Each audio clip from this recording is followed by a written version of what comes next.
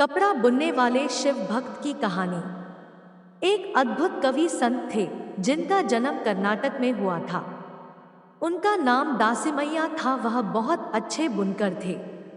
एक बार उन्होंने बहुत सुंदर पगड़ी का कपड़ा बुनना शुरू किया।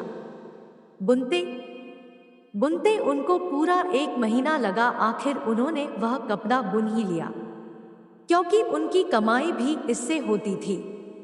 इसलिए एक दिन वह उसे बेचने के लिए बाजार ले गए। वह कपड़ा इतना सुंदर था कि किसी ने भी उस कपड़े की कीमत नहीं पूछी।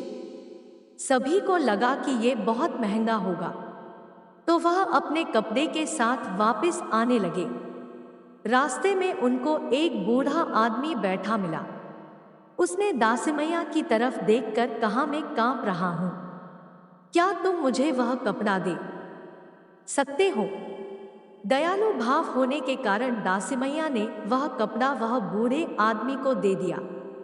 उस आदमी ने वह कपड़ा खोला और उस कपड़े के कई टुकड़े कर दिया।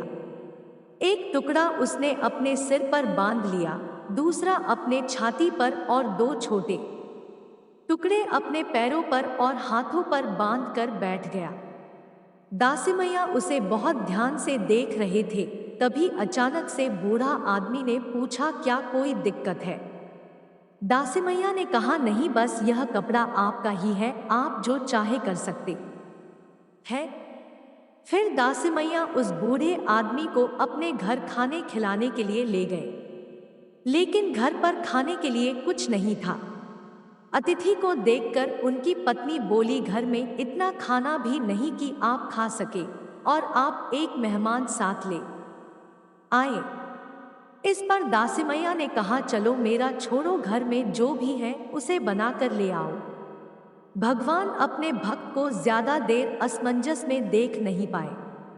वह बूढ़ा आदमी और कोई नहीं, वह भगवान शिव थे। वह दासिमैया की हालत देख अपने वास्तविक रूप में आ गए। फिर भगवान शिव ने एक मुट्ठी चावल उनके अनाज के बर्तन में डाल दिया। वह बर्तन अक्षय बर्तन बन गया कि जिसका कभी अंत न हो। उस बर्तन में फिर कभी भी अनाज खत्म नहीं हुआ, यानी वह कभी खाली नहीं हुआ। दासिमैया और उनकी पत्नी ने उस बर्तन से बहुत से लोगों की मदद की, यानी बहुत से भूखे को खाना खिलाया और स्वयं भी उससे ही भोजन पाया। यह था दासिमैया की कथा। उनकी भक्ति कविताओं ने कई लोगों के हृदय को परिवर्तित किया। इस वजह से लोग दासिमैया को देवरा दासिमिया कहने लगे।